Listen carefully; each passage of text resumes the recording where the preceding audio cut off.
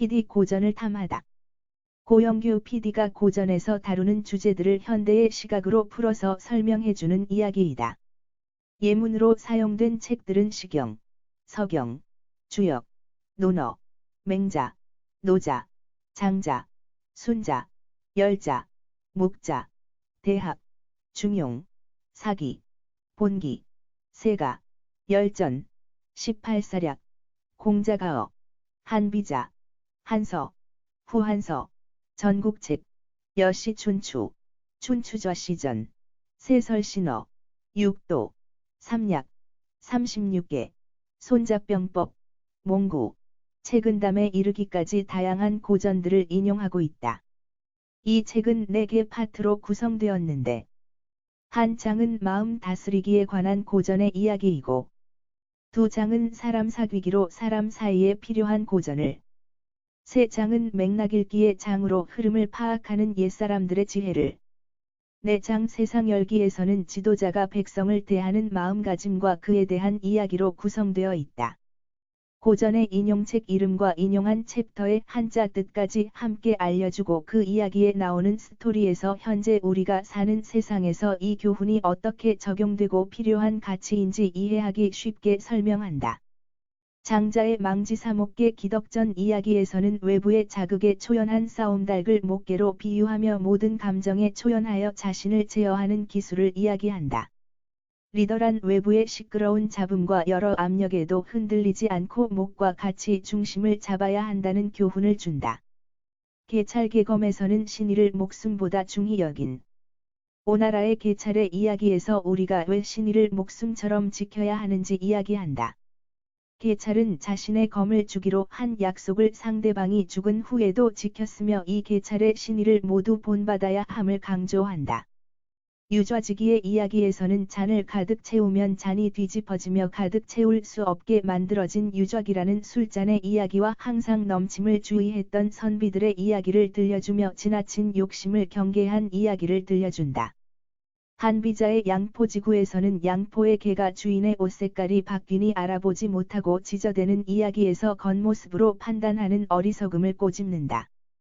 맹자의 유수지 위무랴 불영과 불행에서는 물이 멈추지 않고 앞으로 나아가며 앞에 웅덩이가 있으면 반드시 채우고 다시 흘러가는 모습에서 인간은 부족한 부분이 있으면 이 물고 같이 부족한 부분을 다 채우고 앞으로 나아가야 함을 일깨워준다.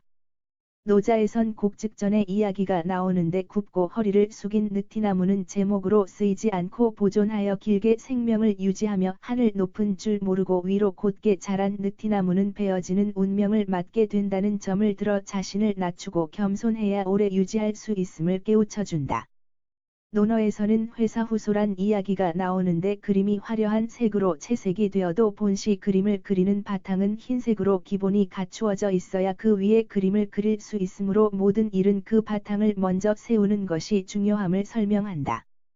사기에서는 도리불언 하자성해라고 하여 복숭아꽃, 자두꽃은 말을 하지 않아도 아름다워 그 자태를 보고 많은 사람들이 스스로 찾아와 그 아래 자연스럽게 샛길, 지름길, 이 생긴다는 가르침을 준다. 한나라의 이광이란 장수를 예로 들어 설명하는데 그는 덕으로 사람을 대하여 모든 병사들이 그를 위해선 목숨도 아끼지 않고 충성을 바쳤다는 이야기로 덕으로 이끄는 리더가 리더 중에서 으뜸인 덕장이라는 교훈을 준다. 사기의 작법잡해 이야기에서는 가혹하고 철저한 법 집행으로 백성을 억압하고 결국 도망가다 자신이 맞는 법 때문에 여관에 묶을 수도 없게 되고 결국 능지처참을 당하게 되는 진나라의 상황의 이야기에서는 가혹하고 민심을 저버린 법률은 결국 위정자들 자신들에게도 화를 미치게 된다는 이야기를 한다. 육도에선 애민이 이를 강조하며 주나라 문왕과 강태공의 이야기를 다루고 있다. 문왕이 국가가 발전하고 국왕이 명예를 얻는 방법을 묻자 강태공은 백성을 사랑하고 백성을 이롭게 하는 것이 그 방법이라고 답한다. 태평성대엔 누가 임금인지 모를 정도로 백성의 고민을 없애고 잘 살도록 다그리는 것이라는 교훈을 준다. 요즘 상황으로 말하면 일하고 싶은 청년들이 일을 할 수 있도록 취업난을 해결하고 민생을 안정시키는 일이라고 할 수 있다. 노자에서는 치대국 약팽소선이라는 교훈을 준다.